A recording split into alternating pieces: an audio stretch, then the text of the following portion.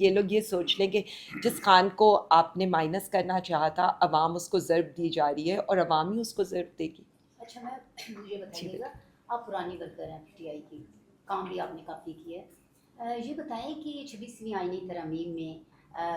کئی بظاہر چہرے ایسے تھے جو پارٹی کے ساتھ نظر آ رہے تھے لیکن پارٹی کے ساتھ نہیں تھے، ان کے بارے میں فیصلہ بھی کیا گیا کہ ان کو پارٹی سے نکالا جائے گا.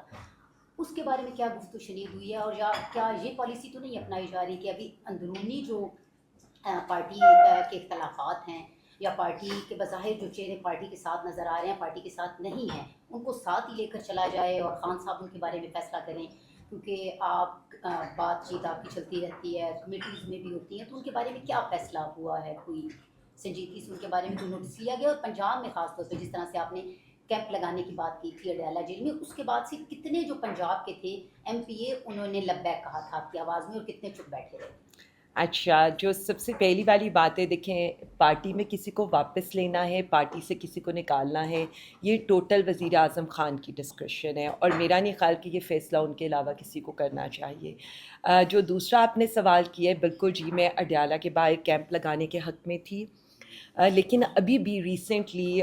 جو مجھ تک ایک آڈیو کال پہنچی تھی، اس آڈیو کال میں بلکہ جس دن علیمہ آپا کا تھا اس آڈیو کال کے اندر بھی یہی بتایا گیا تھا کہ آج تو پلان بھی نہیں تھا وہاں کسی کے آنے کا، بٹ وہاں جس طرح سے ریاکشن آ رہا تھا اور ہمارے کارکنوں کو انسٹیگیٹ کرنے کی کوشش کی جا رہی تھی، تو ہم صرف اتنا سمجھتے ہیں کہ ہم دوبارہ کوئی ایسا موقع پرووائڈ نہیں کرنا چاہتے جس کو پی ٹی آئی کے اگینسٹ استعمال کیا جائے. دیکھیں پی ٹی آئی کی جتنی جد و جہد ہے وہ پرامن ہے. ہم آج تک یہ کہتے ہیں کہ ہمارے پروٹیسٹ کے اندر پتا بھی نہیں ڈوبتا، اسی لیے جب ہمارے ساتھ 9 مئی کو منسلک کیا جاتا ہے تو ہم سمپل یہ جواب دیتے ہیں کہ سی سی ٹی وی فوٹیجز لے آئیں، جو لوگ اس کا حصہ ہیں آپ ان کو عبرت کا نشان بنائیں، لیکن جو لوگ نہیں ہیں ہمارے جیسے، ہمیں بھی تو آپ نے بے گناہ جیلوں میں رکھا ہے. اگین یہی بات ہے، پی ٹی آئی کی جو جد و جہد ہے وہ رول آف لاء کے لیے، جمہوریت کے لیے. ہم کوئی مسلح ونگ تو ہے نہیں، ہم ایک جمہوریت پسند پارٹی ہیں اور ملک کی سب سے مقبول ترین پارٹی ہیں اور گورنمنٹ ان میکنگ ہے. اور جو وہ جس کو آپ قیدی نمبر 804 کہتے ہیں وہ فیوچر پرائم منسٹر بھی ہے اور نیکسٹ انشاءاللہ پرائم منسٹر بھی ہے انشاءاللہ تعالیٰ. تو یہ چیزیں ہم بالکل دیکھنا چاہتے ہیں کہ ہمارے اگینسٹ جو پروپیگنڈا کیا جاتا ہے وہ کیوں کیا جاتا ہے، اور ہم نے اب یہ ثابت کر دیا کہ 2.5 سالوں میں کہ ہم پرامن ہو کر ایک جد و جہد کر رہے ہیں. ہم مار کھاتے ہیں لیکن اس کے باوجود ہم نکلتے ہیں، پرامن طور پر نکلتے ہیں. ہم پر ایف آئی آرز ہوتی ہیں، جیلیں ہوتی ہیں، ہم اس کے باوجود ریلیز بھی کرتے ہیں، جلسے کے لیے بھی کہتے ہیں، پھر کورٹ جاتے ہیں، پھر ہم مطلب مجھے تو سمجھ آتی کہ شاید کوئی پارٹی ملاقات کے لیے، فیملی ملاقات کے لیے اتنی دفعہ کورٹ گئی ہو، شاید کوئی پارٹی میڈیکل لینے کے لیے کورٹ گئی ہو. مطلب تو آپ یہ دیکھیں کہ اٹ مینس کہ ایک پارٹی کس طرح سے جد و جہد کر رہی ہے اور کس طرح سے اسٹیپ بائی اسٹیپ اس ملک کے سسٹم کو ایکسپوز کر رہی ہے. تو جی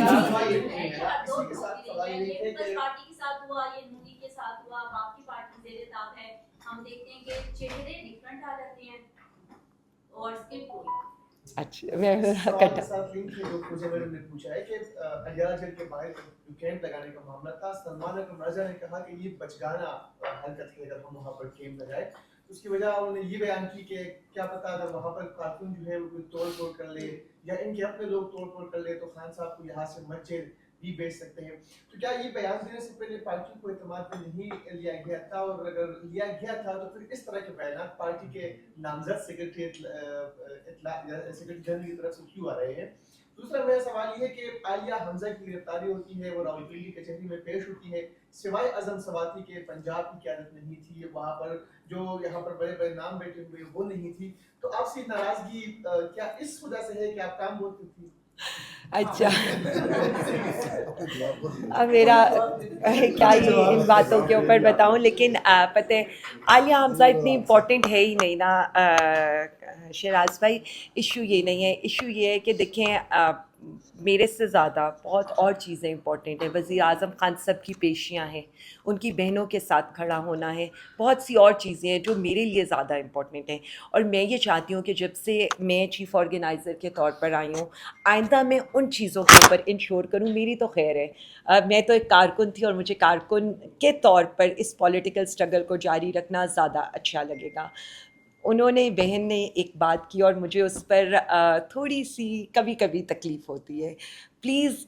میں آپ کو بتاؤں، جتنی تکلیف پی ٹی آئی نے سہی ہے نا، آئی ایم شیور پتہ نہیں شاید ہم پر گزری ہے تو ہم یہ کہہ رہے ہیں، بٹ جتنی تکلیف مطلب میں تو اس بات کو کبھی ایکسپلین بھی نہ شاید کر سکوں. مجھے بہت سے لوگ کہتے ہیں کہ جی جو آپ لوگوں کے ساتھ جیل میں ہوا کبھی آپ لوگ بتاتے کیوں نہیں ہیں یا کرتے کیوں نہیں ہیں. مجھے صرف اتنا لگتا ہے کہ جب آپ نے کسی چیز کے لیے اسٹرگل کی ہو اور سنسیئرلی کی ہو تو اس کو جتایا نہیں جاتا. مطلب میں کبھی بھی یہ نہیں کہہ سکوں گی کہ اچھا میرے ساتھ یہ ہوا، بس ہوا ٹھیک ہے، ایک چیز تھی. ابھی بھی جو 5 دن میں نے جیسے گزارے، لیکن میں صرف اتنا سمجھتی ہوں جتنا ظلم اس پارٹی کے ساتھ ہوا ہے نا، میں یقین مانیں کہ آپ کے گھروں کے اندر آپ کی کوئی چادر اور چار دیواری کا تقدس رہ ہی نہیں گیا. آپ کو مطلب میں کبھی یہ سوچتی تھی کہ میں اپنے گھر کو تالا لگاؤں گی تو I will be safe, H L S لگا ہوگا، وائرز لگی ہوں گی، ہم اپنے گھروں میں سیف ہوں گے. لیکن نہیں، we are not safe in our own houses. ہمارے بچے ان ٹراما سے گزرے ہیں. مطلب مجھے تو کبھی نہیں لگتا کہ میرے لیے اب کوئی بھی ٹارچر رہ گیا ہے. آپ نے لائف کا وہ سپین دیکھا، یعنی ایک سائڈ تھی ہماری، ایک لائف تھی 9th مئی سے پہلے اور ایک لائف ہے جو 9th مئی کے بعد کی ہے. مجھے نہیں لگتا کہ کسی پارٹی کے ساتھ بھی اتنا ظلم ہوا ہے. لیکن میں نے ان 2.5 سالوں میں یہی سیکھا ہے کہ پولیٹیکلی وکٹمائزیشن نہیں ہونی چاہیے، کسی بھی پارٹی کے ساتھ ہو، کسی کے ساتھ بھی ہو، نہیں ہونی چاہیے.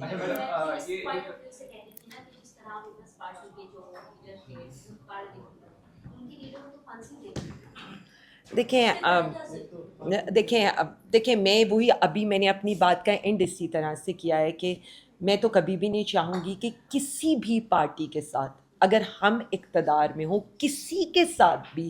اس طرح کا ظلم ہو. ہم تو یہ کہہ رہے ہیں نا، آئی ڈونٹ نو اگلے یہ کنڈیم بھی کرتے ہیں یا اس چیز کو مانتے بھی ہیں. سو ایسا نہیں ہے، once we are in opposition ہمیں یہ سوچنا چاہیے کہ حکومتیں